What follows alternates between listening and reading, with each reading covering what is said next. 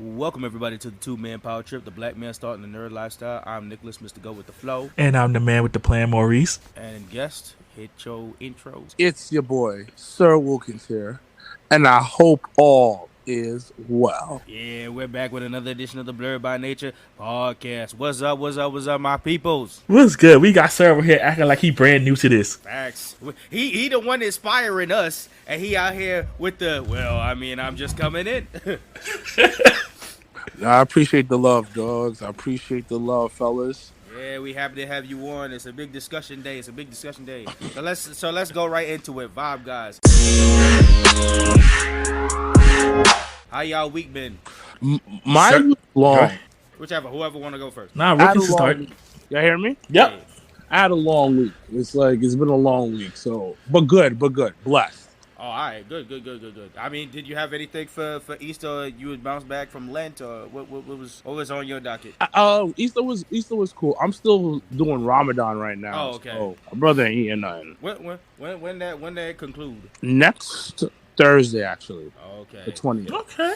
All right. So how you been holding up strong throughout it? I've been fine. How many times you've done Ramadan before? Because I know you did it before. About the past, it hasn't been the past consistently over the past 4 years. Oh, okay, cool.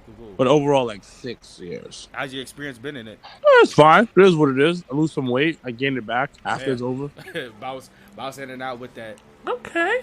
Yeah. But you said it was a good week so far, so everything, you pretty busy and clients and stuff? Mm-hmm. Yeah. All right, that's what's up.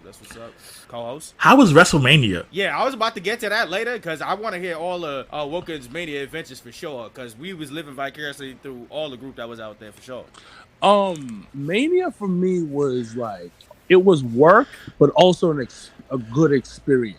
Yeah, because I seen you pull up to the Mattel and stuff like that. I was like, you definitely had different arrangements. Yeah, guest passes and VIPs and shit. Yeah, so I got a lot of media credentials. Mm-hmm. So I was able to do a bunch of stuff. There was one time during night 2, yeah, I was not in my seat for 2 or 3 matches because Oh, I was walking around meeting people. That's what's up. That's great. That's nice. If you're going to miss the actual event for something, meeting people is top notch. Well, Yeah. you picked a good night. That too. That's starting with something else. Sound like you didn't really. Yeah. Probably when you dipped out, you probably missed all the fluff. Yeah, I did. Yes. Go right into the triple threat by that time. Oh yeah, basically. Now that's what's up. That's lit. Good. That's good. Co-host, how was your week? Honestly, it's been a lot. They got It's been you working? Working. It's been a lot going on at work. Lots of shifting around. I know you in the transitional period with all the shit happening with you. So what is it hitting its heavy mark now? I was actually in the office yesterday.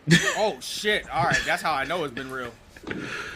So yeah, it's just been a lot of different things going on, a lot of transition happening. So I've got a lot of loose set of responsibilities, and I'm just figuring out how we doing things now, what's happening here, what's going on with this, blah blah blah. Jeez, I mean, as long as you bouncing together with all your group and stuff like that. How's the team after pretty much the butchering? My team is pretty much intact. Oh, okay. The other team, not so much. So it sounds like y'all are the strongest unit they probably got left. Yeah, so I've been helping out, where I can, so forth and so on. But yeah, it's probably one of the reasons why I was in the office. Jeez. So yeah, it's just a lot of that. Nah, I hear that.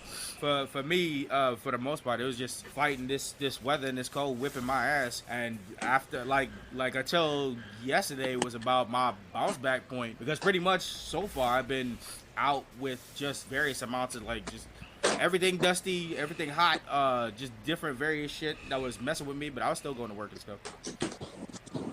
It sounds like a good time and a bad time at the same time. Pretty much. I'm just out here trying to do what I do, get this paycheck, and survive. So that's pretty much my week, just fighting the cold and doing the usual shit. But when you work at a health center and you're around the hood booger community and shit like that, you always deal with extra characters and shit like that. People always yelling at 9 a.m. and shit like that. I'm laughing because my coworker uses that term, and I really hear it outside of her. What? Hood booger. Oh, Hoboken City, baby. Right? It's just so funny. I really hear it outside of her, so to hear it here is just kind of funny. Bro, it is all over the place. It's a mess. People would just be yelling for no reason or just causing a whole fluff when they know they bullshit. They know they don't got shit. Listen, that's how it is when you work with people. Yeah, pretty much. You deal with a whole bunch of characters, and a lot of them will piss you the fuck off. Like, that's why I give any respect to anybody that deals with retail or anything that directly deals with the people, because man, it's draining. Oh yeah, especially when it comes to like healthcare and stuff like that. People think that every second or any concern they have is gonna equal up to death if you don't help them instantly. Yeah, but we know you know, sir. Yeah. Oh yeah. Because my shoot job is working in the fitness industry. Yep. And I'm around people way too much, so I enjoy going home and not talking to a soul. Oh, I believe that. Like going home and just watching TV for the few hours that I have is probably top 5 things in the world to me. And not having to deal with anybody is amazing. That sounds like heaven. After everybody, especially the way how I be seeing your videos so early in the morning and shit like that, getting up that early and dealing with people, and you know if you training people, you got all kinds of frustration and people don't want to do this and that and don't listen, or you get like crazy text messages or some shit like that. Like, come on. Yeah, I'll come across that too. Like, people ask me, why you don't talk on the phone? It's like, I do that all day. When I'm off, I want to look at it. If it ring, I'm going to flip it over. I don't want to talk to you. I don't want to talk to nobody. Send me a text. Do not disturb on heavy. Yeah. All right, so switching off the vibe, guys. All right, I'm going into off-the-cuff discussion. So this week, I just wanted to bring this to the table. I just wanted to ask, going into what we're going to talk about later, I wanted to say, how has classic cartoons shaped your personality today? Say that again, brother. How has classic cartoons shaped your personality today? Oh, simple. I am paranoid, loving, hateful, but yet caring. It's a very yin and yang because of classic cartoons. Okay, I'm interested. What classic cartoons made you like the paranoia like raise up in you? Rugrats. Oh, okay. Oh, I could definitely see that. Yeah. Rugrats had death and love all wrapped in that show. Can we talk about that first movie where Tommy was about to ace his new brother? Bruh. I mean, I know you feel it with a sibling. I mean, sometimes the back and forth get crazy, but he was really about to have him get snatched up by the monkeys in the forest. Let's talk about Chucky's mother being dead, bro. Man, listen, the Paris movie. Let's talk about the orange VHSs that used to give life. True, yeah. But everybody chilling with their mom and dancing, and Chucky in the corner. I mean, I'm gonna be honest, they kind of savages for leaving that baby off in the corner like that. Like, nobody wanted to be like, hey, just squeeze in here. Like, y'all see him every day. Y'all just leave him in the corner and shit. Yeah. Honestly, thinking about this, yo, in cartoons and movies when we were growing up, there was some dark stuff in there. Oh yeah, I mean, you got to think about the time. They definitely reflect the time. You know what was really dark?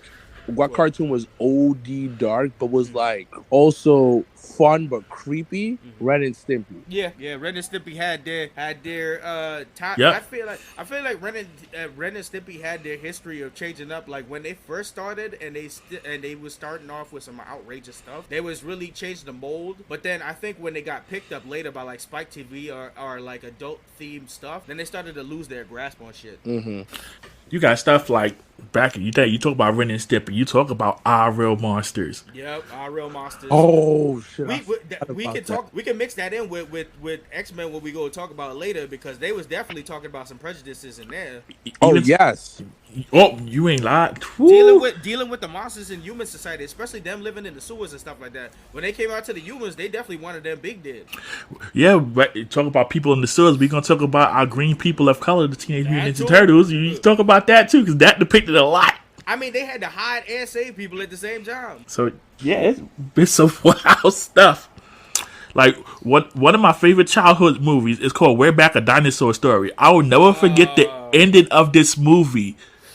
The protagonist, the bad guy, at the end of the movie, he was left alone. He got eaten alive by crows. I mean, shit, if we talking about that, what about Lion King and what happened to Scar with them damn hyenas? Exactly. So like, yeah, the comment trope of getting eaten at the end is wild. Looking back at it now, it's just like, wow. Dog eat dog society, they trying to say. Like, they let a lot in back then. That's wild, man. That's wild. But so co-host, just in general, all the shit that going down, that's definitely the shaping of your understanding of shit. Oh, listen, yeah. You got every dark point for all those cartoons. You got the overly cautious, suspicious nature.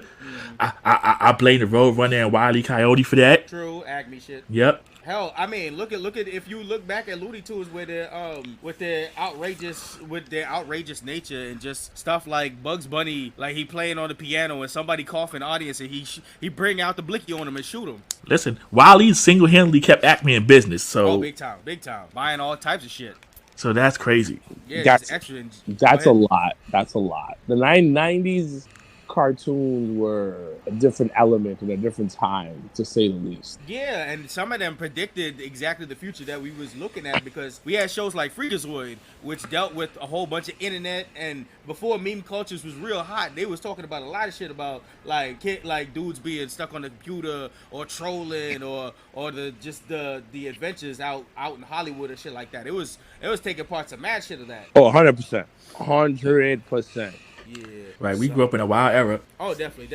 All right, so I'm gonna close the book on that off the cuff discussions, and I'm gonna kick it to a little bit of nerd/reboot news, because we gotta compile. It's been a couple of weeks since we recorded, so a whole bunch of different news came out. So I'm just gonna talk about a whole bunch of various stuff. So the first news on the docket I say is like live action mania. So there was like a lot of announcement in the last couple weeks about a lot of live action movies that is coming. They're trying to do another Street Fighter live action movie. Oh boy. They're doing Moana and they're doing Lilo and Stitch. So that's so far the live actions that were like announced so far. They doing a Street Fighter live action? Yeah, they doing another Street Fighter. Like I think this has got to be like their third or fourth.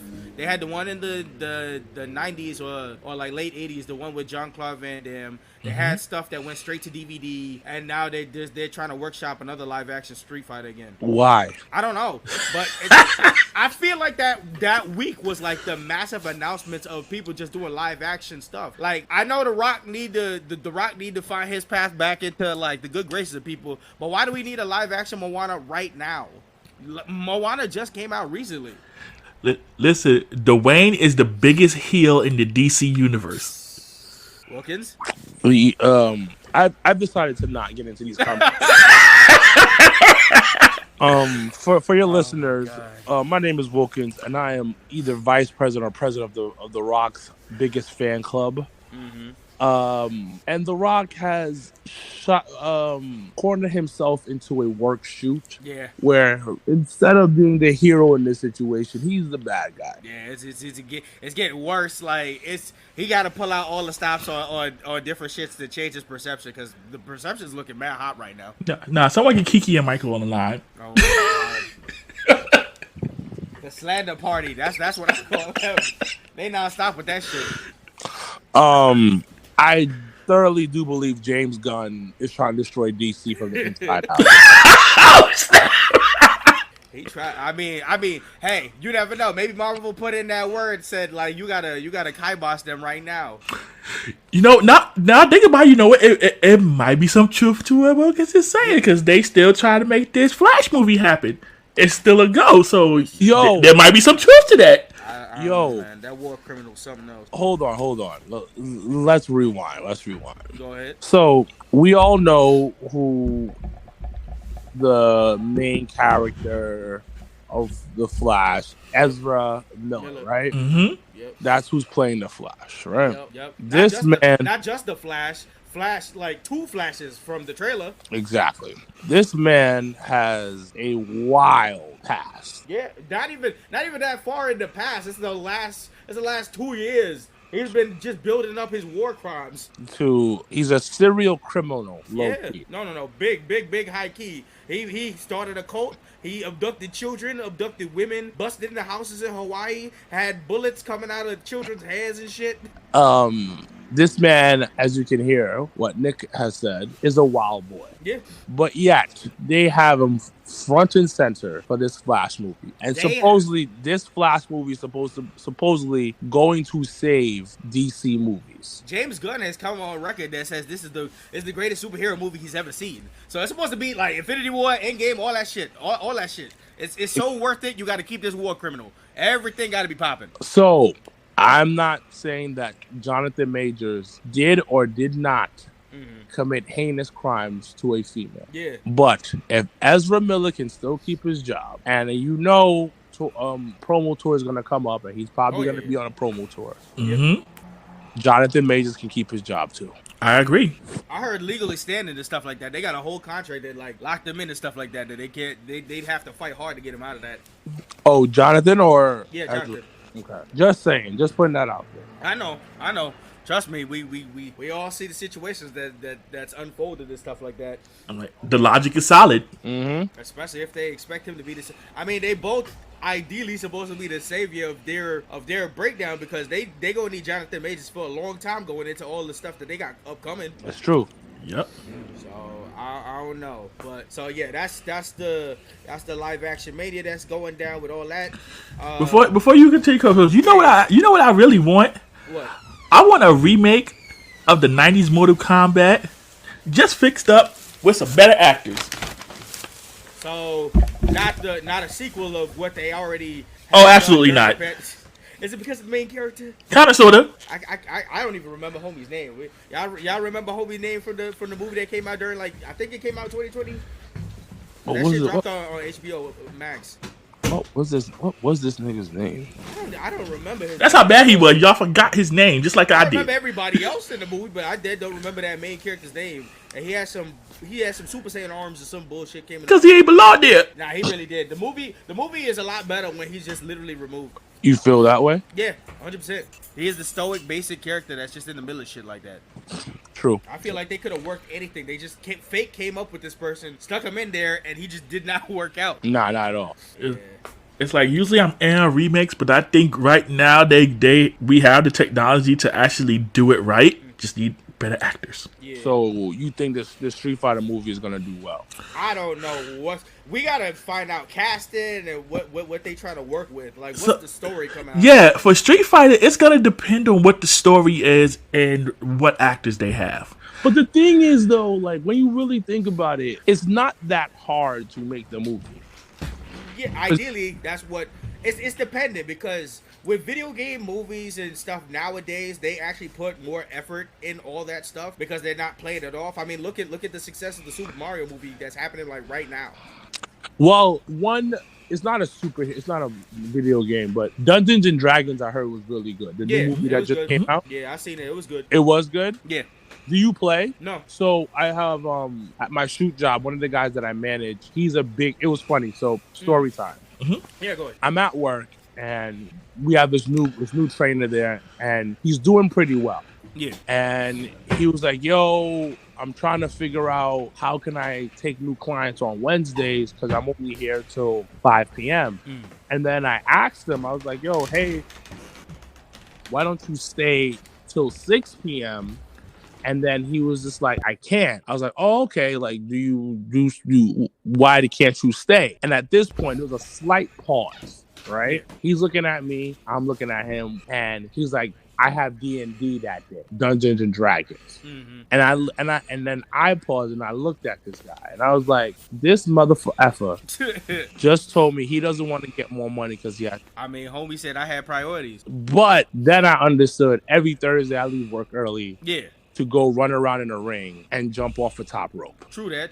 True. So what am I here? How am I judging this dude? And this is what he loves. Exactly. But the thing about Dungeons and Dragons, it takes so much creativity to play that game. Big agree. I've seen people do their stuff and try to set it up, whatever, and come up with storylines and stuff like that. You got major creativity coming out of people for that. Yeah, because it'd be like, all right, Wilkins, your character just walked into this coffee shop. How is he feeling? Now, what kind of coffee is he going to get? And then somebody at the coffee shop stepped on his new Air Force Ones. What is he going to do? And then after what he does, what is he gonna do after get out the coffee shop? Because the coffee shop is about to blow up. So is he gonna help? So it's like you're playing a video game, and they give you all the options, and then you have to come up with the storyboard. On YouTube, I used to watch when they was doing like a Power Ranger Hyperforce thing. They was doing that shit in Dungeons and Dragons style, where they got to roll a dice and just had various adventures and stuff like that. I used to watch that, and that used to get me enthralled. They had to throw the dice to see how strong how they go fight putties and shit like that. Like it was mad interested following along with the story and the Dungeon Master and all that other shit. It's still mad work. Yeah. Oh. It's one of those things that you look on the surface, it's like, oh, okay. But then when you actually take a look and see how deep it could be, it's just like, oh man, everywhere. It's a lot. That is a lot. My bad for. No, you good. Yeah. So word time is fine and stuff like that, but that's good. Going into more of the news.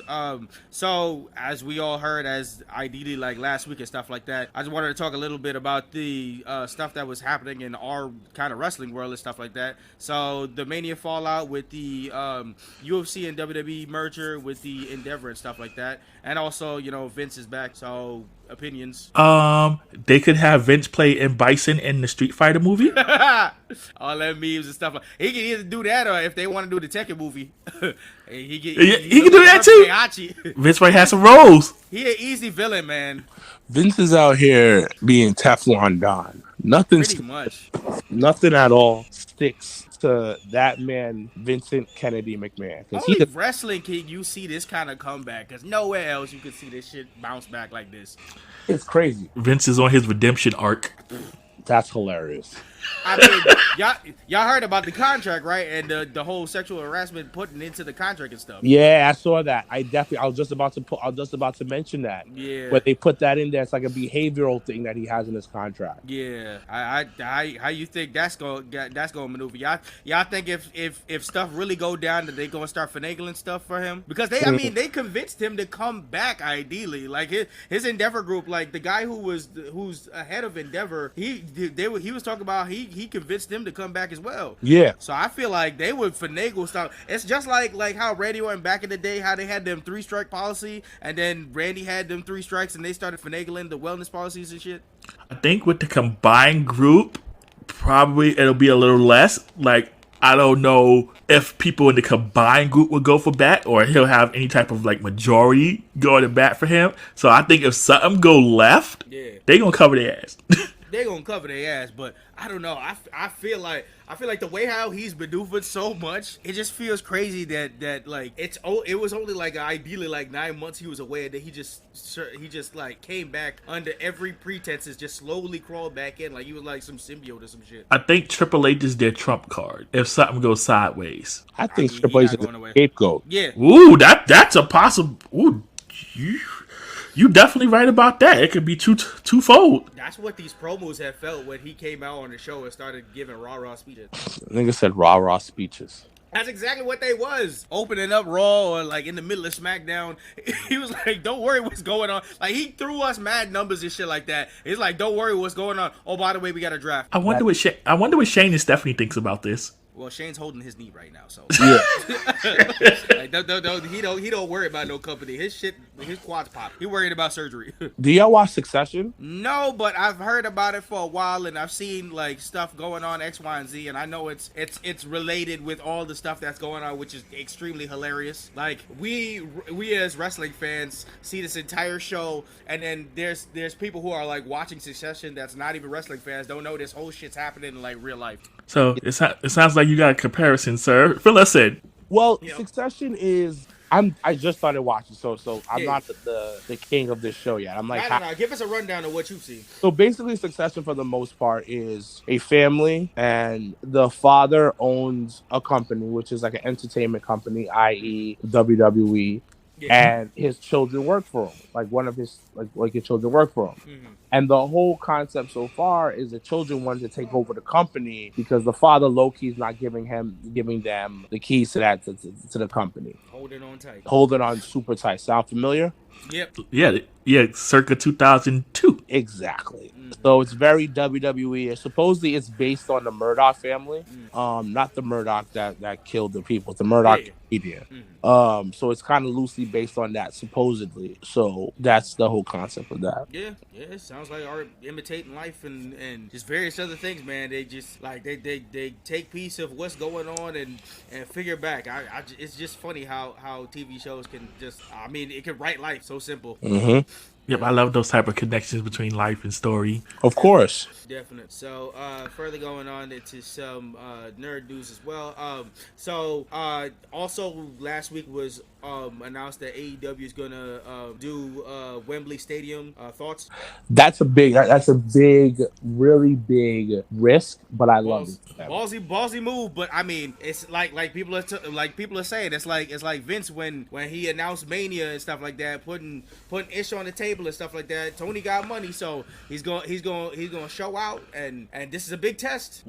Yeah, it's like Wilkins was saying, this is a risk. Oh yeah, everything's a risk out here, but like this is a big showing, especially if you don't get that. It's a 90,000 seat arena. If you get like 20,000, that's gonna look crazy. Cause TNT and TBS will be watching. Yep. Big time. Also, whatever's going on with HBO Max now becoming Max and stuff like that. And you know Papa Khan is paying attention too. Oh, big time. Well, Papa Khan money is in this for sure. So I guess for them, it's to really see if this event actually turns a profit for them.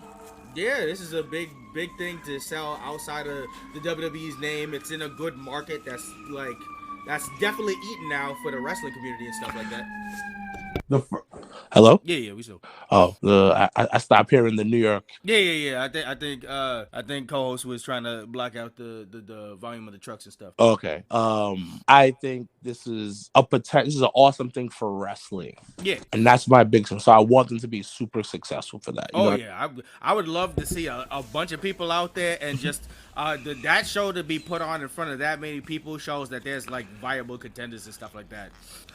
So I would say if you Wilkins could pick somewhere to host an event like this, it would be, you know what? I would love to do something in like South Africa. Okay. Like out this country, but like get the wrestling fans of South Africa involved, or even Nigeria. Yeah.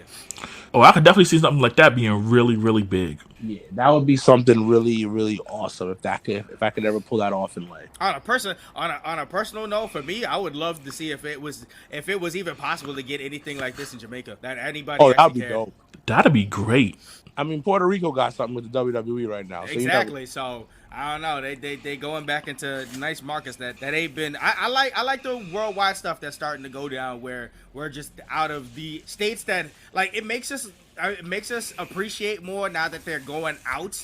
And various other like PLEs and stuff like that will be around in the States. So we realize that we're losing it out. We're not as important a market. So we start to get hungry again. And I'm a fan of them doing that for like the different events that they have. Because you know how back in the day, each event had its own identity. Yeah. Like Backlash, you know what Backlash is? Yeah. Backlash was different from SummerSlam, which was different from Unforgiven. They all had their own feel, their own history, their own personality. Well, they all have special sets. That's why. Yeah, that too. I would love for them, like, since they're doing this whole stuff in Puerto Rico and stuff like that. I hope the set looks nice for Backlash. Hopefully. Yeah, hopefully they throw it back. But yeah, I would like them to do like one of the non-major pay-per-views, like somewhere other than here. Yeah. Give somebody else, give it another area, give them some shine. And definitely make us more hungry for stuff. If fans start to see, other places popping and stuff like that and realize we have less the pay-per-views, then that makes it poignant for these other pay-per-views that's around here. Like, people got to go to that because you don't know when's the next time they're coming back now. Right? Give them something like King of the Ring in Jamaica.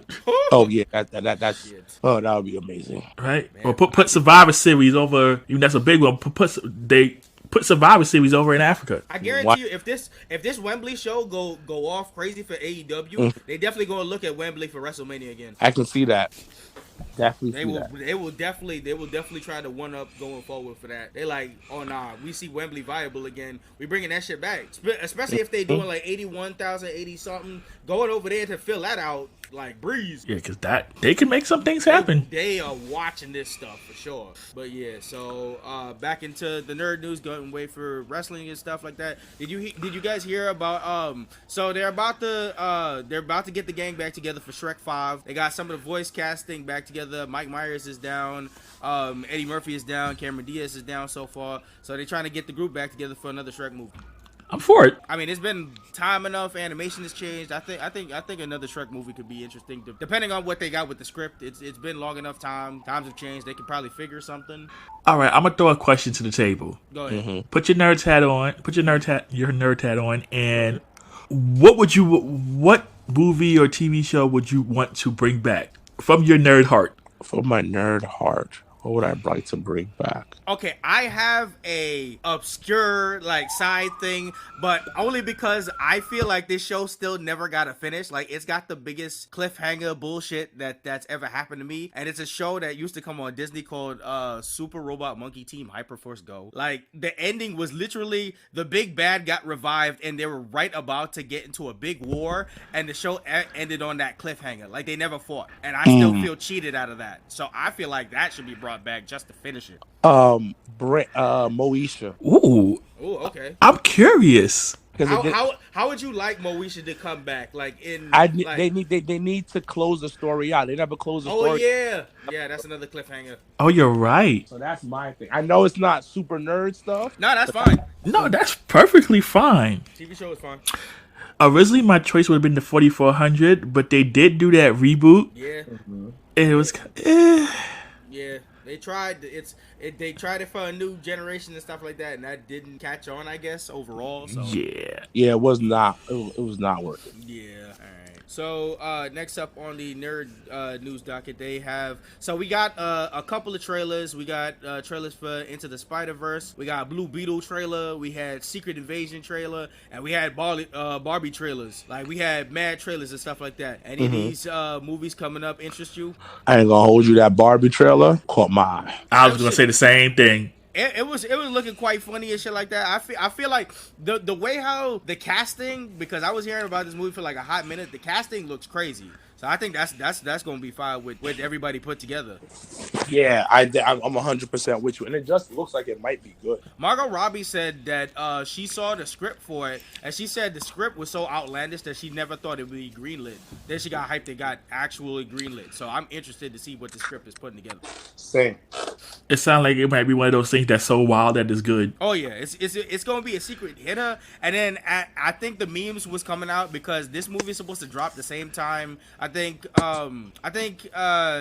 Christopher Nolan or whoever's working on that on that Oppenheimer movie, that movie that is supposed to be about the atomic bomb. Really? Yeah, it's supposed to come out on the same day, and that movie is supposed to be crazy because they filmed that in the actual desert, like letting off actual bombs and shit like that. Wow.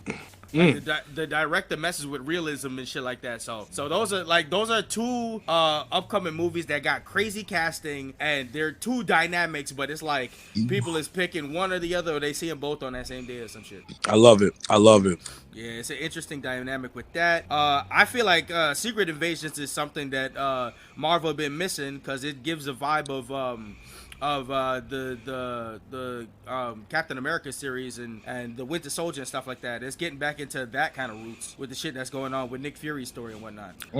I'm just honestly waiting to see when the X-Men, which is kind of my subject touches. That's gonna be some time away because all the shit that's happening now, they haven't put X-Men in any of their categories, so that's still some time away. They've been referencing X-Men here and there, but I don't know, man. I feel like it's been tied up with so much litigation. We ain't gonna see X-Men until all the Secret War shits is done. No, but the thing that I think X-Men is not tied up in litigation, is it? They apparently because of the Fox contracts, because when they bought it over from Fox, they were saying something about they have contracts with the people who played the old characters that you can't replace them for a certain amount of time or something like that in their contracts that had it held over for a while or some shit. That's what I was hearing recently, and I was like, why does X-Men keep getting tied up with a whole bunch of other shit? You finally buy out the rights of X-Men, and you can't even use this because you can't change the actors because of some cockamamie contracts or something. But you think about the X-Men property has really been into some stuff. Yeah. Niggas at Marvel had signed some horrible deals. It's like they were in the throat. So. They on some crazy 360 wild shit. Like they got this X-Men deal like a while ago, and they haven't been able to do nothing but small references by now. You thought we would have gotten something, like we would have had an announcement of an X-Men movie or something working in their ways. We still haven't gotten enough information about this Fantastic Four that they got coming. Fantastic Four, don't need no more. They have done so. I feel I don't know, man. Marvel got like one more chance to make that shit poppin', because they've tried so many times to make that shit poppin', and that shit hasn't worked out so many times. Not at all. Speaking of Marvel, right? We're supposed to be getting that Blade movie this year, right? No. No. Oh Lord. We're not getting that Blade movie because they had to change directors, and Mahershala Ali wasn't with the original script, and then they had to switch off that, and they had to come up with a whole new story. And I don't even know when they're refilming this shit, so we ain't getting that shit for a while. They had to take that shit out of the whole rotation, so I don't know if that shit's happening before the Secret Wars or before Kang Dynasty. I don't know when we see in Blade. They got a whole bunch of issues, like just dealing with a whole bunch of shit. Yeah. Dang, man. Yeah. But I don't know. Did you guys see the first Into the Spider-Verse movie with Miles Morales and everything? Of course. Yes. Classic. Yo, so this new one that's about to drop, that shit, all the trailers of that looking fire, and I think the writing's on peak, and they got different animations coming through. They about to set the world on fire with that shit again, because their animation style has done something for the West animation just in general. They have showed that they have quality coming out, and what they doing with this movie is game changing, because they've got like 20 different animators on this shit to make every different Spider-Man look popping and shit like that. So I'm super excited with that. That sounds great. Yep. And then what they got with the Blue Beetle is, I mean, that's DC's chance to hit the youth market again, because Blue Beetle is looking all types of whatever's going on and interesting, and it's their Spider-Man pretty much.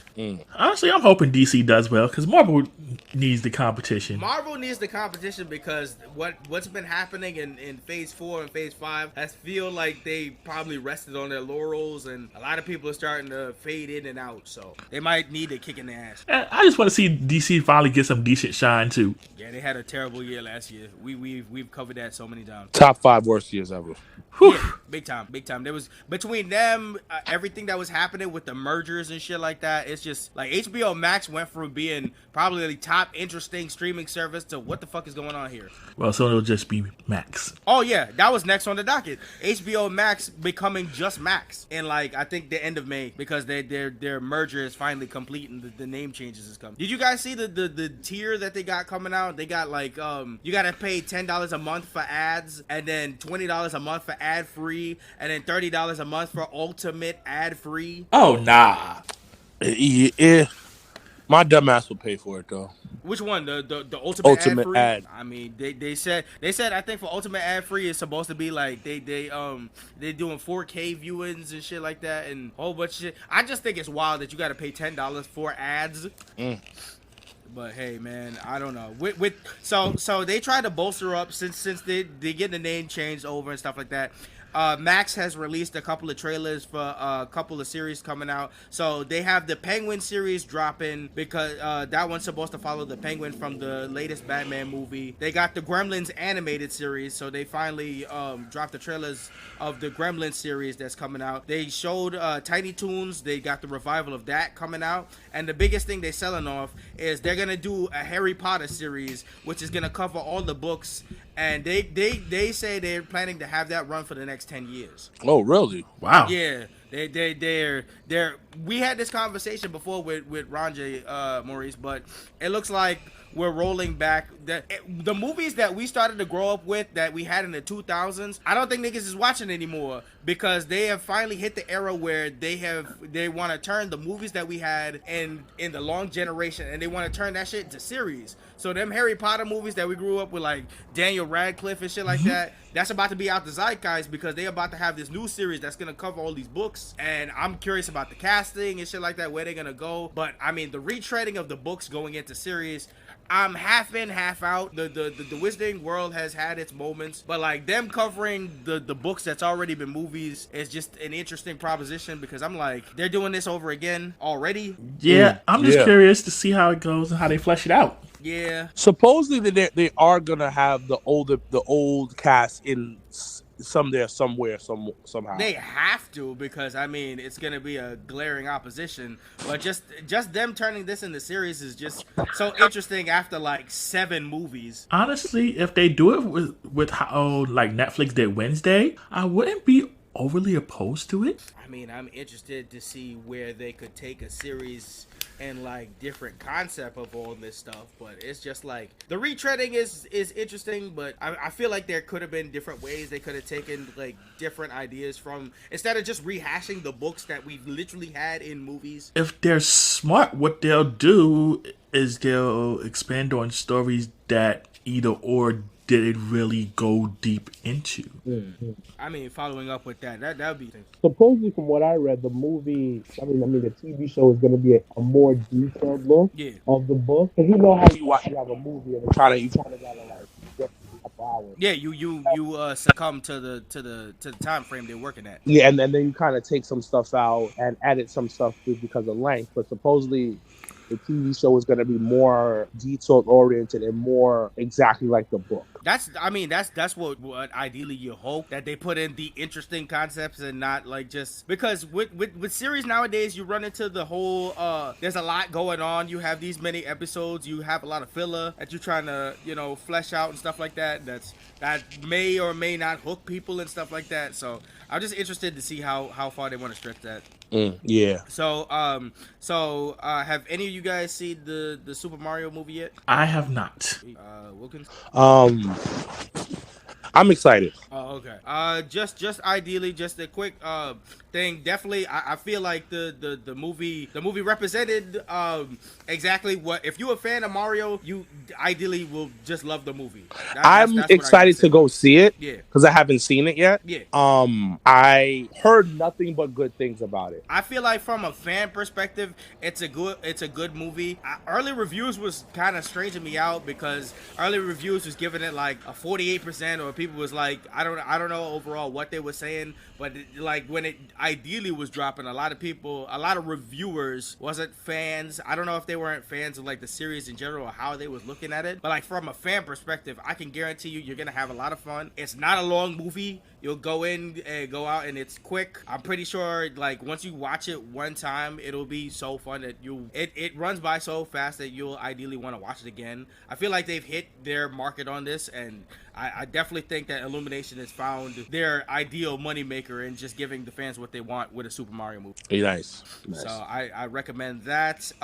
Like we was talking about from before, the Dungeons and Dragons movie, outside of if you're a fan or not, I definitely recommend that movie as well. It's funny, action packed. You don't got to be a fan of that. They tell and let you know what's going on with the world, and you're just kind of in it and stuff like that. And I think the casting was great. Everybody bounced off each other pretty well, so I recommend that as well. That was having its time. So just quick easy reviews on that. I definitely recommend both movies for sure. There was recently a big Star Wars celebration and stuff like that they were revealing a whole bunch of other stuff, a whole bunch of series. Star Wars is being worked out by they got Disney working on the back of Star Wars, having a whole bunch of series dropping off of that. We're in the era where if you get an IP, you're getting a shit ton of series, and people are like looking at a whole bunch of lores going down. So it'll fill whatever need you got. If you're a Marvel fan, you're getting a whole bunch of shit. If you're a Star Wars fan, you're getting a whole bunch of shit. If you're a DC fan, you're getting a whole bunch of shit, pretty much. If you just like movies, you get a bunch of shit. Yeah, movie. I feel like ideally where you're getting a whole bunch of movies, I feel like that's being flipped into series now. You're getting a whole bunch of series. Yeah. Also, in reboot and revival news, there was talks of, I don't know if Wilkins, you've watched this show before, but there's talks of a revival of a show called The Grim Adventures of Billy and Mandy. Lucas, you ever seen that show before? No. Okay, it's a cartoon that came out like around, I want to say the late 90s, close to the early 2000s. It's about two kids who played a competition with the Grim Reaper, and they kind of cheat him. Yeah, no, they cheat. The Grim Reaper's Jamaican, and they cheat him. Honestly, it is a hilarious and wild show that came back in the day. But he ideally came to take the soul of their hamster, and they played a competition with the Grim Reaper where they cheated him, and now he became ideally their slave. Yeah, that's why. Cartoons are wild, Mm-hmm. and it's a funny show. It's the first ever incarnation that I've ever seen the Grim Reaper as a Caribbean person. It's got so many wild elements to it, and it's a very loved show. So the old creators have showed like their ideas for like a movie, and then they were in talks of a series. So ideally, if they revive that, I'm interested in that concept of that shit coming back, because ideally that I just love seeing. I'm a person that loves seeing Caribbean influence in anything, and seeing them in cartoons always makes me laugh. Yeah, I can hear the voice of Grim in my head. It cracks me up every time I hear it. I feel like right off the bat, if they do a revival of this show, if the Grim Reaper isn't Jamaican, then Then what are we doing? Exactly. They got something special here. They doing it different, because I don't know any other Grim Reaper that's ever been like in connotations. I like just one part Caribbean, one part like African descent and shit like that. It was working so great. So on that same wavelength, are we keeping that same energy with Sebastian, the Little Mermaid movie? I've been saying, okay, so they have David, and he was in like stuff like Blackish, and he was in Hamilton and stuff like that. I still don't know how that's supposed to go in the little. That's the only thing that's been concerning me about the Little Mermaid movie for like the longest, because they have a guy that's not Jamaican being the high key Jamaican part of the movie. So I'm gonna be watching that shit with one eye open, and that shit's gonna be iffy because he's got to sing parts. Yeah, y'all don't mind the background noise. New York City just loves playing Scott Steiner's intro theme. I don't know why. Oh, pretty much. I've heard that fire drug go back and forth. But yeah, so shifting over, we have with the Power Rangers special coming out next week, Amy Jo Johnson, she said that she wasn't going to be involved with that, but she said she had other plans in mind, and we found out what those plans in mind was. So it has been announced that Amy Jo Johnson is doing her own separate Power Rangers comic.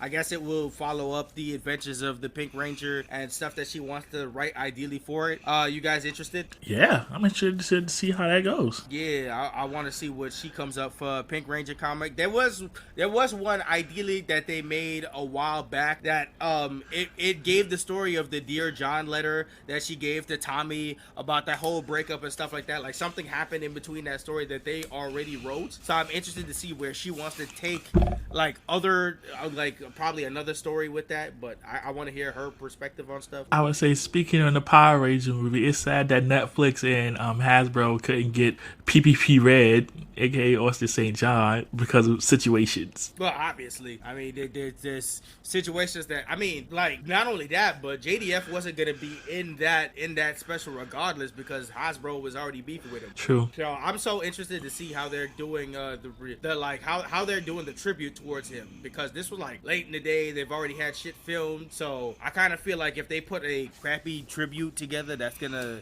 scan as weird. I hope they do it justice. Yeah, I mean they're at least doing justice for Trinity.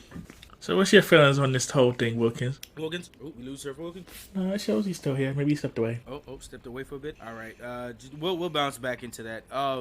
But just the last few bits I got on the dockets. So we had the I see at the beginning of April they had the April Fool's joke fallouts. I think the best jokes that I seen, they did something for Sonic. They created a whole video game out of that. See, I like April Fool's jokes that actually go somewhere. I don't like companies that do April Fool's jokes about like giving people what they want and then they end up like being like haha in the end, and I'm like, that just ends up pissing off your fan base. I don't think that really works as an overall joke. Like I feel like Sonic did that well, Nintendo did that well right before the Super Mario movie dropped, because with the Super Mario movie there was a lot of iffy feelings about the voice casting and stuff like that, and they said they were gonna replace all their video games with the voices from the movie, and you know how people was feeling about that Chris Pratt voice, and now they said if you was gonna play a Mario game you could switch over to Chris Pratt voice. I think that shit ideally was mad funny. Yeah, it's a line you gotta walk. Yeah, it's a line you gotta walk, but if it works out, it works out. I think they had the best jokes. Did you see any like popping April Fool's jokes from companies? Not too many.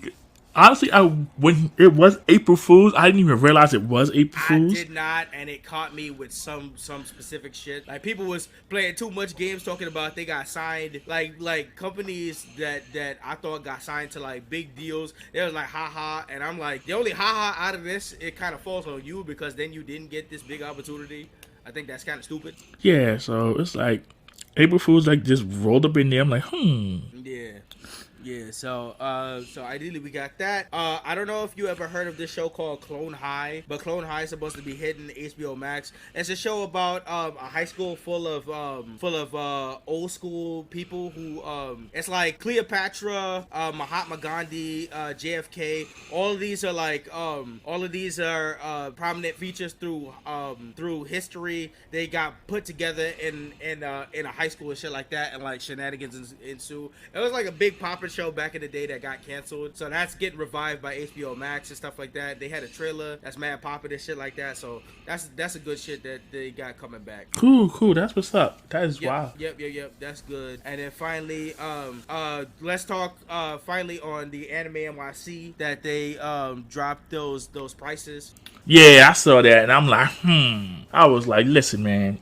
They was mad sus about the shit they got, and I feel like them hearing out the audience for the Anime NYC and changing their prices for that shit. I don't know, that shit was weird, because they told us the reason why they had to have these prices, and then them taking off these prices just stand for me that they was ideally money hungry at jump.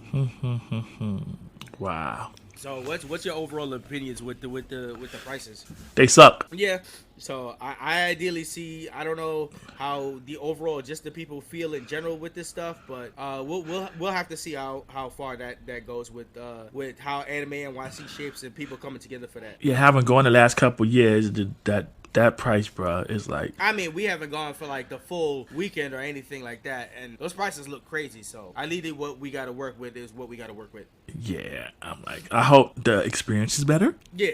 I hope the lines are better managed. Yep, they got to put all that shit together to see how that works. Right. If they going to charge those type of prices, they got to really step up in a lot of areas. Yeah, definitely. All right, let's shift over. I say it's time for the main event.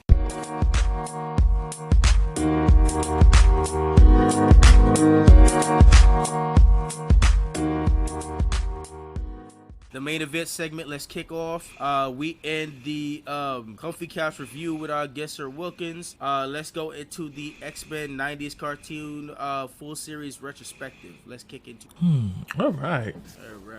So right off the bat, I want to kick into so I got some history and some fun facts to get into before I start shooting off some questions for our guest. Let's go into the history. I picked up from the history that it's an animated superhero TV show debuted on Fox Kids Network, pretty much superhero action adventure series going on for 5 seasons and 76 episodes.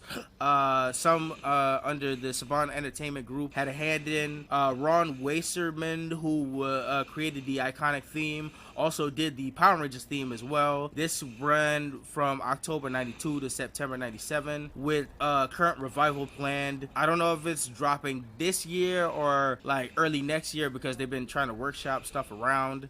Fun facts real quick. They said they reused Star Trek soundtracks for some of the parts in this series. Saban used similar soundtracks with Power Rangers. If you listen throughout the series, they definitely had connections. I think there were sometimes I was listening in and I could hear the same music they used against like Goldar and Jason had a battle and stuff like that. I was like going 1v1 on some of the soundtracks in the battle they had coming off. This was definitely the most successful cartoon ever at the time, for sure.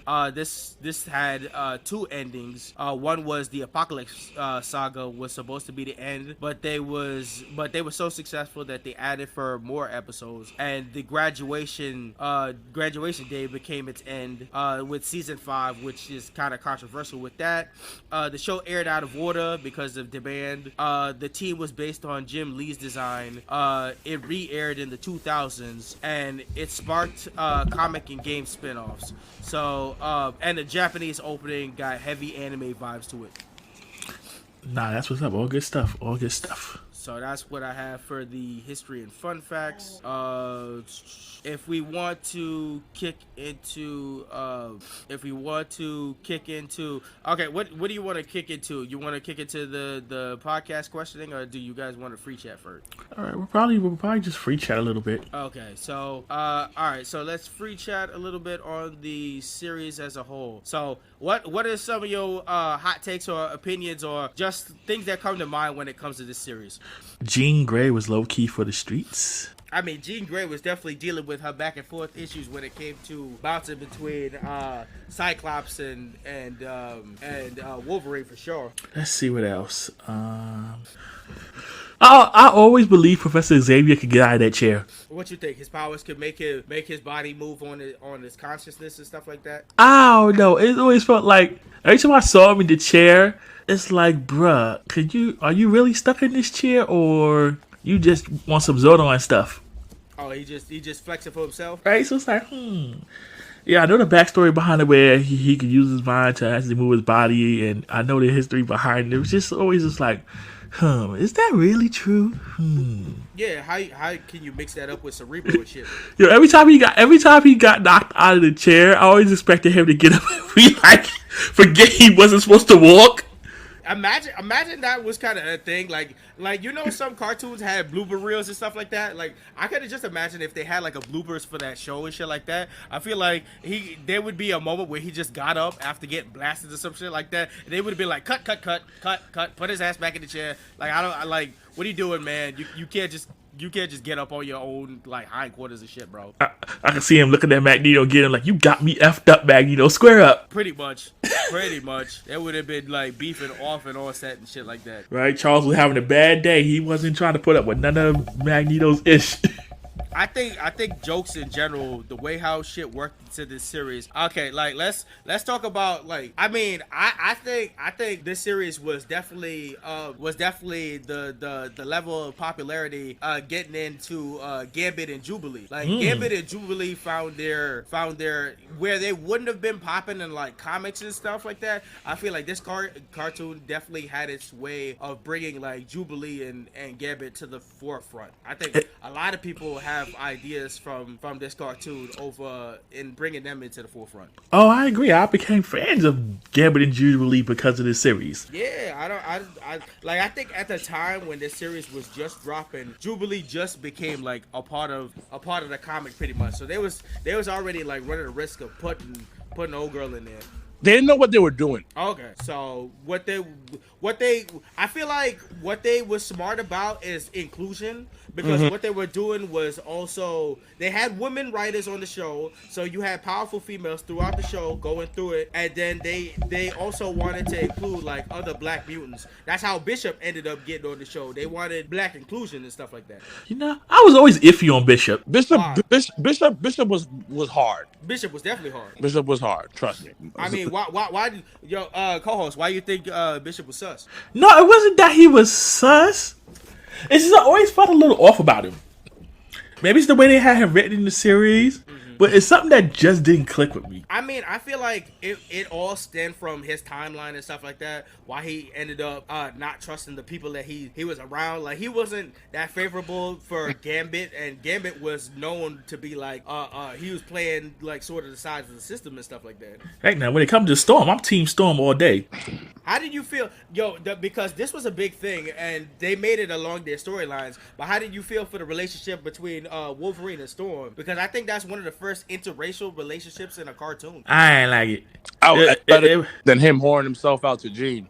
Well, we kind of touched how Miss Gray was kind of for the streets. I mean, she was working. I mean, she was definitely in between their two having beef just in general. Wilkins, what are your thoughts on Miss Gray? Gray's a whore.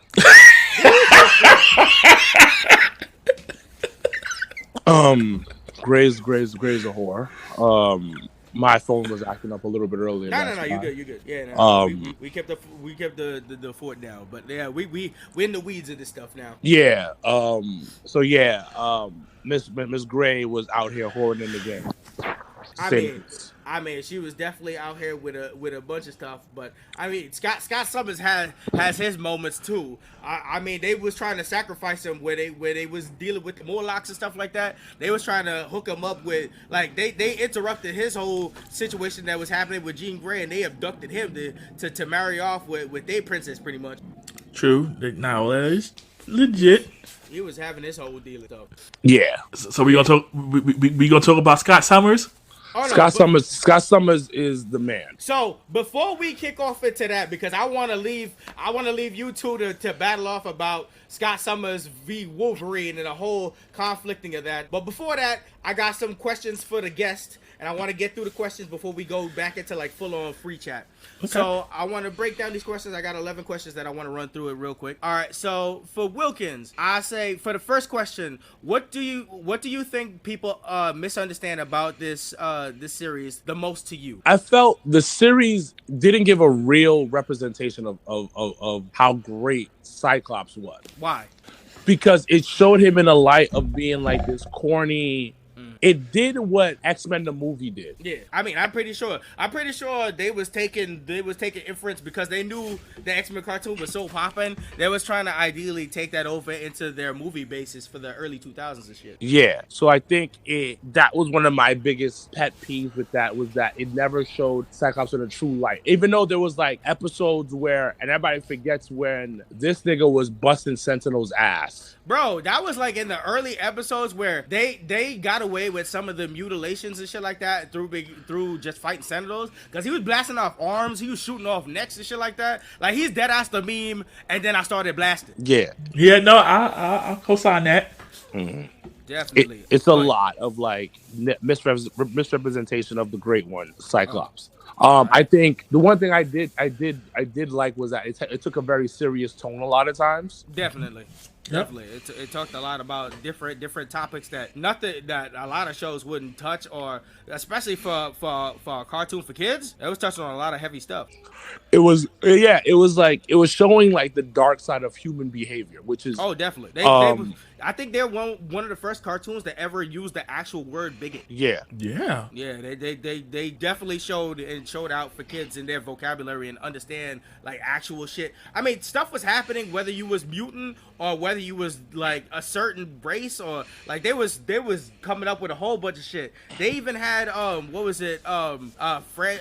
they had an organization that was legit like a hate group against the mutants. Yeah. They did. Yeah, they were legitimately showing stuff that was happening in culture, and it's like, I remember there's one episode that kind of was very, I don't know how to put the wording. It was the Spider-Man crossover episode, right? Yeah. Mm-hmm.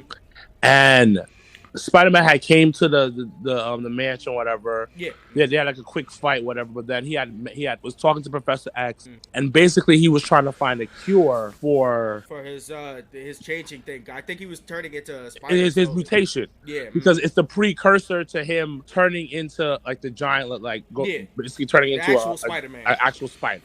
Yeah. And it's very, what can I say? It's very like symbolic of that, because and I'll explain, is that you have somebody who's not proud of being who they are. Yeah. Who's not born that way, so he's not really proud of that, and he's like, he thinks he's a freak. And I remember Logan, aka Wolverine, is just like, yo, you heard, get this guy out of here. You heard what he said. He's trying to cure what he has of something that we're born with. Yeah. And it was very interesting that was put into the script, because it's like somebody being born black. Yeah. And it's like, you can't change it. This is who you are. Mm-hmm. There's no reverse of that that situation. Yeah, and they definitely touched on that a lot. I mean, what was it? If you remember the character Angel, he was his character between the cartoon and the movies had a lot to do with him finding a cure for his wings, because he was against his wings and stuff like that. And they was trying to find a cure all throughout. There was a guy boasting about a cure for mutations and stuff like that. And there was a big tussle between people who was getting mutations out of nowhere that was trying to cure themselves, and people who were like born this way that just felt like there was nothing wrong with them. Exactly. Yeah, I like the references into touches on colorism and self-reflection, self-worth. X-Men was a very deep cartoon, and very much like you had your Malcolm X and your Martin Luther King. Definitely, it's prologue to that, and the idea inspired behind it with Magneto and Professor X for sure. Yeah, so you had that whole concept, and then it kind of made you want to take sides, but then fully understand what either side was talking about. Yeah, agreed. But you know what really used to get me as a kid? What? When they would show parts of parents crying because their child was a mutant. Mm-hmm. Yo. But then it's like, if you really think about it, nigga, it's your fault. These are your kids. Listen, there was a big thing. I think there was like one episode where they had Beast in the courtroom, and they were talking about the legality of having mutants and putting them in cages and stuff like that. And he brought up like a old adage, and he had like one line. He said, "If you prick me, don't we all bleed? Like, don't we all bleed the same?" Mm-hmm. Yeah, we made a valid point. He's like, yo, it's very, very interesting how that show showed the dark side of society, and how when you're different, it's an issue. Oh, big time. Another question I have for you is, what is your favorite memory about the show in general? Favorite memory about the show in general was the action figures. Oh, the action figures that came out of the show? Yeah. I have a memory of like, I had the toy of Wolverine going like straight Wolverine out. Like, they had the transformation toys where he went full wolf. So, that's pretty awesome. What figures you had, Wilkins? I had Jubilee, Wolverine, sadly, Cyclops, and I had a Beast. Nice. Okay. And I always and I had the plane, which I want to buy back. Actually, now that we're speaking, I want to see if I can buy that online. Shit, man, if we can make it work, I mean, I'm pretty sure we go through all these conventions and shit like that. Somebody got a classic. You know what was interesting about it was that I just assumed that, and it probably wasn't true. The same I thought it was canon. Yeah. X-Men the cartoon was X-Men versus Street Fighter. Yeah, I mean, like, this show spanned into like comic books and video games alike, and the Marvel versus Capcom series. I mean, that is beloved out of everything. I mean, especially Marvel versus Capcom 2. Everybody's spending their arcade money and shit like that. That was a cool collab. So they do have it online. The X-Jet. All right, that's fire. It's ranging from $90 to $500. I mean, that's a collection, so I'm pretty sure somebody's collectible or some shit. They have the mini one, but that's like $175. Damn. It's crazy that these action figures will go for so much bread. Yeah, that's the flip of the world and society and shit. It's so funny when you think about all the action figures you probably had growing up, and then probably look at the prices of what they're worth now. I think about that with VHSs and shit. You think that those are going to be worth money? Possibly. I mean, collectors is out there. Collectors will collect. I would say eventually, yeah. It depends on how many of those they transfer over. Yeah. So you gotta remember, there's some stuff on VHS that hasn't been digitized or hasn't been put out on other formats. You say that, but I mean, we now look at streaming as not a be all end all anymore. At any whim of anybody's time, they can take stuff off of streaming, and you're gonna need physical media to watch it. Yeah. True. So physical media is still very important to actually hold on, because at any point in time, like if streaming decides to take this shit off, it's disappeared. It keeps the history of certain things. Also with streaming, they can finagle anything they want. To edit, like for you to have it in its natural mode is very important, because we've seen through. I mean, look at the network in Peacock. They censor or they change up a lot of shit of what was different in the past. I hate what they do to Ric Flair's music on the network and Peacock. It drives me insane. Real. I'm annoyed about some people's themes. I mean, I get the rights shit, but like, it's so funny hearing people's music and you're like, that was not their music back then. Yeah, at all.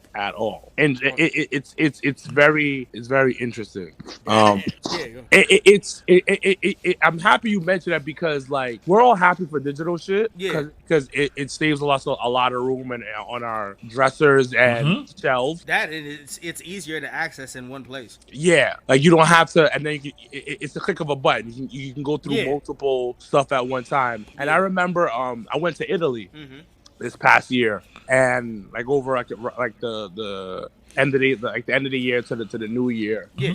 And my client, he owns like different Airbnbs in Italy, so he let me stay at one of his Airbnbs. Nice. So one of the Airbnb I was staying at had a ton of classic American movies and American TV shows. Nice. He had a whole wall of just DVDs. Shit. Nice. So it goes back to what I'm saying. It's like that digital stuff saves you space, time, money in some way because you don't have to buy multiple DVDs. You don't have to buy like separate, that. But it also kind of takes away from when you got the DVD and it had like DVD features, extra specials behind the scenes. We are the features generation because man, this streaming site will miss out on backstage and how this was made and featurettes and all that stuff. Yeah, like a lot of extra stuff was like taken out and not given to because you would have like if you got like the X-Men box set or something like that. Remember those box sets? Yup. And you can get all the like I don't know if the X-Men had a box set, the X-Men movies had a box, but let's say they did. Yeah, you get all that together. Then you get behind the scenes look, how they made the movie.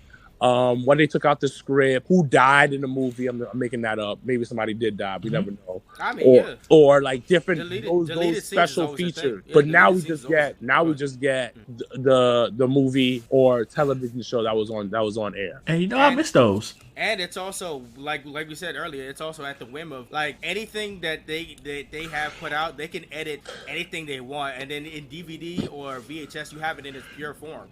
Exactly. Yeah, that's a lot of digital media, from movies to TV shows to games. That's all affected. Yep. So going back into the questions, Wilkins, how did you end up discovering this show, the X-Men series? Flipped the channel and it popped up. It was on my TV. I was like, "Holy shit, what is this?"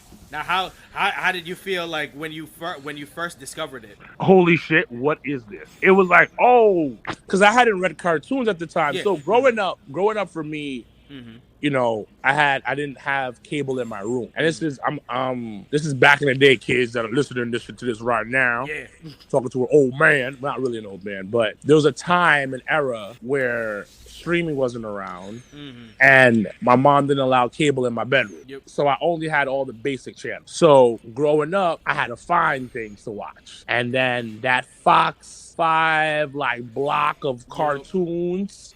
I discovered it. And then when I found out that X-Men show, because honestly, the old X-Men TV show that we're talking about was drawn very realistic. Yeah. So, yes, it was a cartoon, but it wasn't drawn like some friendly cartoon type of thing. Like that whole block was they had that gritty feel to it. Very gritty, very realistic type of feel. You knew these people were adults. Yeah, so you had the Iron Man show, you had the Spider-Man show, you had the X-Men show, and it was drawn very realistic. So it was something different. Yeah. But it looked great. Like the drawings look fucking great for this cartoon. So to go back to what you're saying, that initial feeling is like, oh my God, what is this? Let me watch this. Oh, this is actually really, really good. Low key, some stuff is going over my head, but this is still really good. I gotta give credit to the voice casting on that. I mean, the voice it shapes your childhood, and you definitely recognize these voices, and they're given scripts that aren't like kid friendly type shit. They're actually talking as adults. It's like a kid getting interested in adult conversations, and you kind of get hooked on that instantly. It was one of those moments like, you get the adults talking, go in there, and it's like, oh, yeah. And now this you feel feel like you feel like you're invited into the adult conversation now. So same as Wilkins, I discovered it via that Fox 5 Kids block with the big three, which was Batman, Spider-Man, and X-Men, the animated series. I don't know, Marvel and DC, they was cooking during that time period. Their animated series was definitely on a high level and stuff like that. Which is funny because if you look at the history towards like the end of the X-Men series, that's when Marvel started to go bankrupt. Mm-hmm. That's the reason why they had to cancel the series just in general. I was like on the cusp of their bankruptcy. Yeah, that's why X-Men is really weird with its contrast because they had to sell a lot. Yeah, that's how Fox picked it up and started running for that movie in the 2000s. It's interesting when you look at the business side of things. Yep. When it comes to stuff like this, because you have a company with such iconic characters, and they're going broke. Yep. And we remember what saved them, right? Blerd. Yeah. Sir. A black man. Yeah. Us three black men talking about cartoons, and a black man saved this whole white ass company's issues. Mm-hmm. That's why they gotta with this new Blade they got coming out. They need to put all that. That's why if the script ain't good, they gotta rewrite and fix that shit right back up because Blade's important to a lot of history. Y'all gotta make that shit look hot. Blerd is extremely important, bro. Yep. Extremely important. No matter how they want to cook it, it's the reason why Marvel is to the level it is today with its revival and survival and shit like that. So they have to come correct. Like it's like niggas, y'all need to get y'all shit together. But I'm not hearing anything good about that shit. I don't like. I just hope they need to come together with whatever the hell they cooking, but they got to cook it right, and it's gonna be hard to beat the original. So, well, I don't mean to get off the X-Men. I think, but the MCU has been an absolute shit for the past couple of movies. Yeah, that's why they're hoping at least like Secret Invasions and stuff like that can keep it back on the cooking block because I mean like after Infinity Wars and Endgame they've had a hard time keeping people on the hook. Well, the thing is, and I know we got to end soon. Yeah. One of the things the main problem is that, and it's something that kind of got to me. This is kind of like in wrestling. I'm a huge wrestling fan. Yeah. People that are listening, I'm the one of the hosts of the Job It Is podcast, a wrestling podcast. Respect. There's no characters that you care for in these movies. The movies lack the ability to make you care about the characters enough. Like, why did we stick around for WandaVision? Because we cared so much about the characters on there. Yeah. And where things were going and why it was the direction that it was going. We watched Low Key so much because we cared about the characters. Yeah, they've been building it up for long years. We cried during Endgame because we cared about the characters. Yeah. And I think that's been the issue so far is like, we want to care, but the movies have been so cookie cutter that it doesn't give us the ability to care. They've been doing a lot of stuff that hops in and out with like series that trying to build off people and then movies and they're trying to make everything work. I think it's hard for people to invest in weaving in and out because this is their first time really working through TV series and movies. And you got to have people invested to go watch full series and then dip into the movies. Cause look at the Marvel's movies that they have coming out. It's based on if you had watched WandaVision, you knew about Photon. If you watched Miss Marvel, you know about Miss Marvel, and then you got Captain Marvel coming back for that. That's a whole like weaving in and out with series and movies that you have to have people invested to come watch this. And honestly, that's a problem when you have that continuity. It's like for new people coming in, it's like if it's weaved in that way, a new person coming in, it's very hard for them because you're presenting all of these characters with these histories, but you're not really explaining them because your expectation is that people have been following along with this continuity of this universe, and a new person jumps in not knowing any of that, and they're like, what you're presenting them is like, who is this? Why should I care? I mean, I feel like it's a double-edged sword because like you also have time of trying to explain, like for the people who've followed up and watched the series and then they get into the movies, rehashing stuff is gonna be hard because you spend time that could be well to tell another story, to rehash stuff that people have probably already seen. So you're losing that kind of people, and then you got to explain to new people like you've got a whole bunch of history. Like people who didn't watch like Infinity Wars and Endgame and getting into these new generations and they talk about the blip and shit like that. People don't know what the fuck the blip is. People don't know what the hell's been talking about, and it's hard to kind of weave in and out history of like 10 years of Marvel movies going into this new generation with Marvel, and a whole bunch of shit has happened. So it's kind of hard to grab new people just off rip. But it's still like we don't care though. Yeah. Because it's everything you said, and the fact that you can't get new people. You can't get it's getting kind of lame to continue with the continuation stuff, and I don't give a fuck about these people that's on my screen.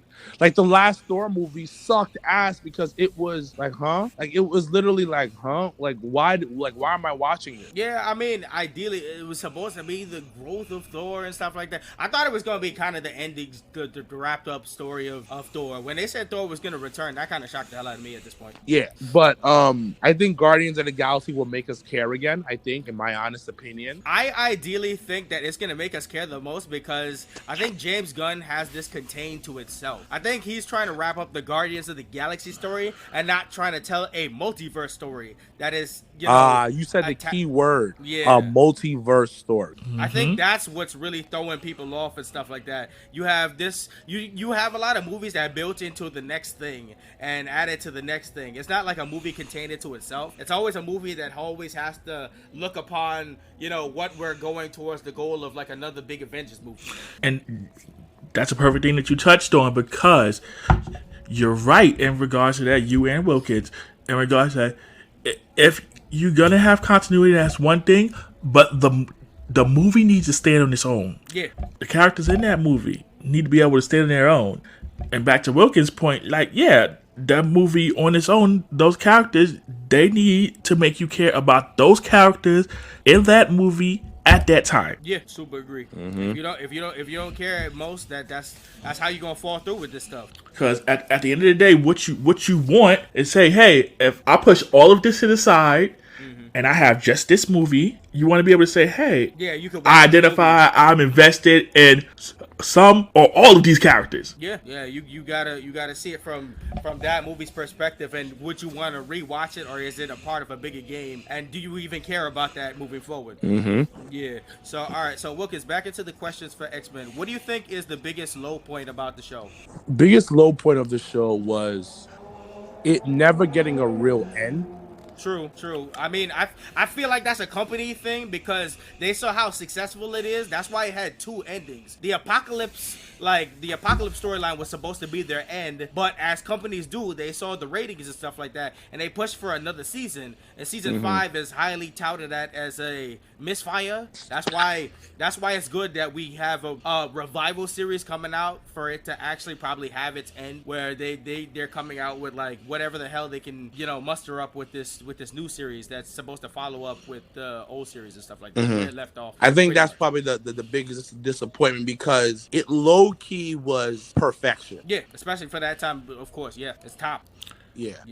All right. So what do you think is the best thing you could say about this series then?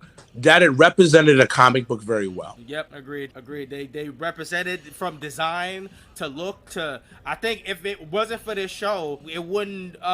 I don't think X-Men would be exactly as big as it was. I think it hit and it struck that at the perfect time, and it struck very well with kids and comic book fans all alike, and it gravitated and grabbed everything it needed. So it gave X-Men a big boost in everybody's interest. Yeah, 100%. Yeah. What characters? So next question: what characters from this show would you hang out with? Gambit, Rogue. So I had told this in pre-production meeting. I think Rogue had AIDS. Funny thing enough, there was a storyline. I don't know if you guys remember.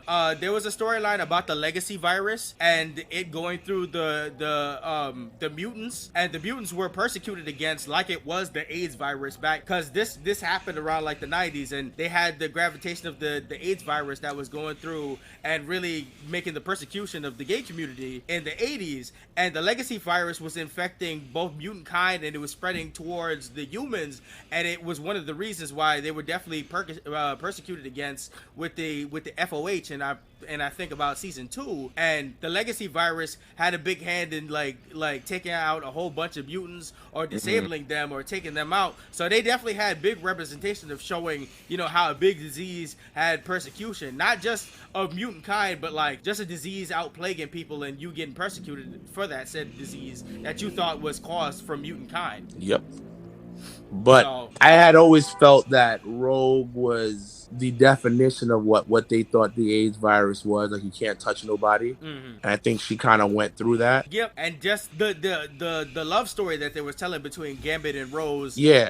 And Rogue having like a relationship where they couldn't get physical, but somebody standing beside somebody is very important in a love story to tell, because it's different from most love stories that you'd see on TV or especially cartoons. Yeah, exactly. Yeah, the way they handled that was, even back then as a kid, you were just like, wow. Definitely. Another question, and we've been kind of touching through it throughout this whole thing, is how do you think this show has held up between then and now? Perfection, held up extremely good. And I think one of the biggest reasons why, because it has such a serious tone, that it and the subject matter in a symbolic way is still relevant till today. Yep, I feel like it is a perfect snapshot of back in the day and showing how a lot of shit hasn't changed. So that's why it still fuels a lot of conversation and stuff like that happening today, and a lot of outlooks and a lot of back and forth that's happened, and whether that's like in a positive light or in a negative light altogether, it's upheld its stories very strongly. Yeah, I can go back and watch it and just realize, like, dang, like y'all was talking about this back then. Yeah, and here we are in 2023, and it's stress all around. All right, Wilkins, if you wrote a book about this show personally, what would you title it? If I wrote a book about the show? Yeah, this show personally, what would you title it? The Lost Tapes. The Lost Tapes? Why? Because it's something that we talk about, but we don't talk about enough. And it's kept like in this like, anybody younger than us doesn't know much about it. Yeah. So now it's lost. Especially in this generation. I think with streaming service and stuff like that, it's allowed people to go back and watch. But I also think, like the conversation we had earlier about them redoing a Harry Potter series, that's a movie that was in the generation of the 2000s. For them to flip it over and make a series out of this makes it seem like people aren't really going back to watch the old series, so they have to make a new series to combat with the old series. So it's an interesting concept that they're finally like doing a reboot and a revitalization of the old 97 series. So I'm interested to see how that tackles today's generation, a whole bunch of shit that goes on today. I'm very interested to see how that goes. Yeah, but I think it's very much like we're reintroducing a whole new generation to this stuff. Yes. And they might not fully appreciate it that much as we did. Oh, definitely.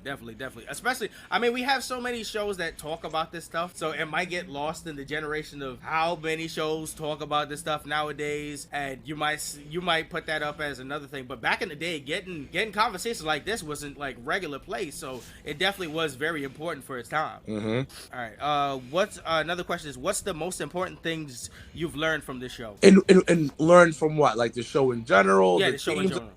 This show in general. That anything good will always live on forever. Yes, agreed. That's why people could speak so highly about it. Look what year the show ended, and look what year we're talking about it. Yeah, from 92 to 97, they had they big run, and they even they brought it back in the 2000s for people to watch again, and it has been rerun. It has been talked about through various means. A lot of people remember it. It's like, when you are good, you have lasting power. Yeah, true. Yep. Another question: how would you sell this show for someone who didn't know about the show? If you're looking for the closest adaptation to the comic book, this is it. Not the movie. This TV show is. No other TV show. Not the anime TV show that was on Netflix for a little bit. You remember that? Yeah.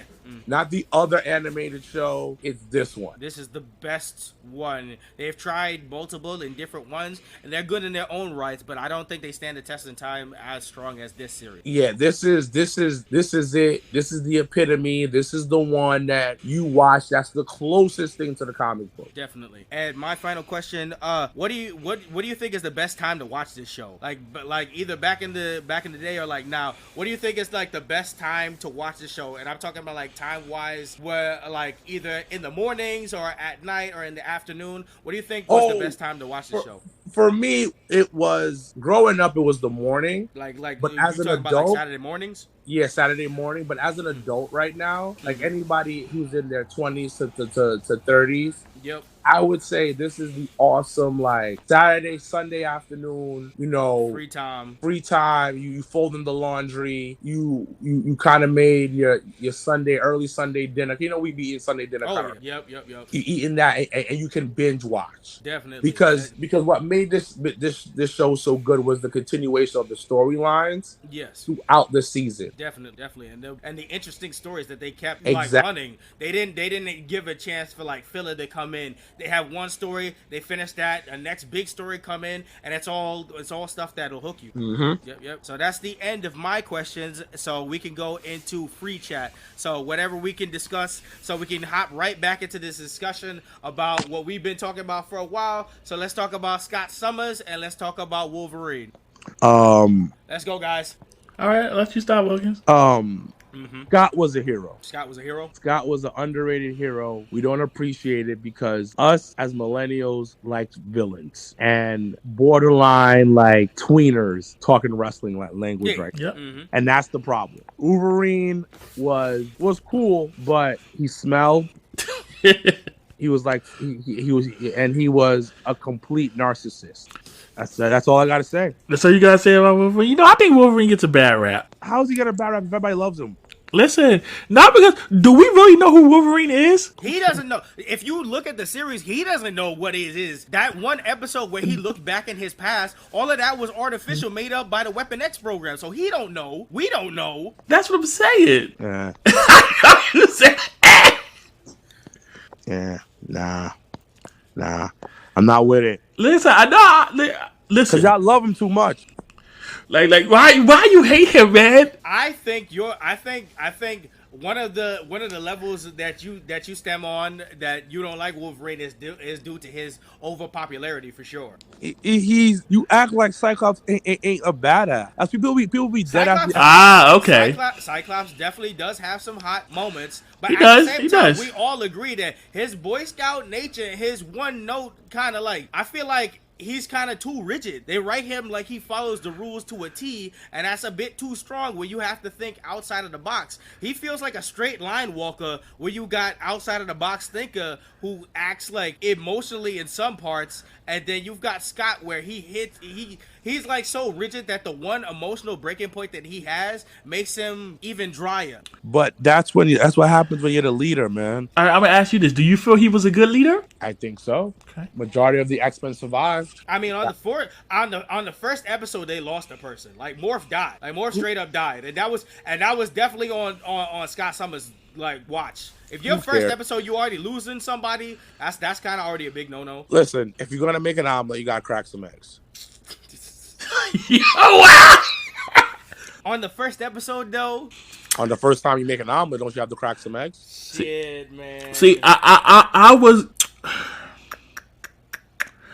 was gonna make a comparison between Scott and Jason the Red Ranger, but I can't even do that because Scott was drier than Jason. But they still held the fort down. They did. They did. They tried to keep everything on the grass up and up. Because I was like, even Jason wasn't that rigid, and I think that's probably one of the things that run people about Scott was that you had all of this going around at the time, all this happening at the time. You see the other X-Men, and then you just see Scott here. Scott was very stationary and shit just happened around him. Like I get that he was like team leader and thrusted into this stuff, but at the same time, there was a lot of times where his nature just felt too by the book. I think at times it felt that he was just there. Yeah. And at times he wasn't relatable. Because as a person, you know how a person would generally react in certain type of situations. Yeah. And I saw what they tried to do with Scott. But I'm like, what you're presenting with Scott compared to the other X-Men was not realistic. It's crazy because you think Scott's story, I mean, they didn't really touch upon it at this time, I guess, because they didn't have like the forefront to look into the detail of Scott's history. But Scott's existence is a whole plague on shit. Like a guy that can't really go walk around like without his glasses, or he's a whole detriment. Like like series like The Boys have touched on the dangers of Scott walking around. Like they kept it easy with Sentinels. You could show decapitations and shit like that, but Scott's powers of eye beams could it should be ripping through people like no friggin' tomorrow. They did the nice thing of when Scott blasted you, you got sent back flying and shit like that. Scott's powers is supposed to rip through you like friggin' tissue paper. So for Scott to have the powers that he has and the history that he went through, I would think of the person. Scott's made some mistakes. Scott has saw some shit. No pun intended. Literally, no pun intended. And for him to be as rigid as he is, could be a defense mechanism. Could be that's how he coped. But when you're watching it as a viewer, it kind of pushes you away from that character. Yeah. I think that's why that's what happened between him and Wolverine, for example. But you know what? This is what made the show so good, though. Yeah. Because of that dynamic. Yeah. I had said because of that dynamic. Yeah. All right. So it helped add to the sadly the love triangle between the three: Jean Grey, the whore, and Scott Summers and the narcissist Wolverine. Yeah. So all right. So final point. So Wilkins hit that point. Co-host hit your final point on the X-Men series. I enjoyed it. It's timeless. You can watch it anytime, and it's still as awesome as it was when it first came out. Definitely.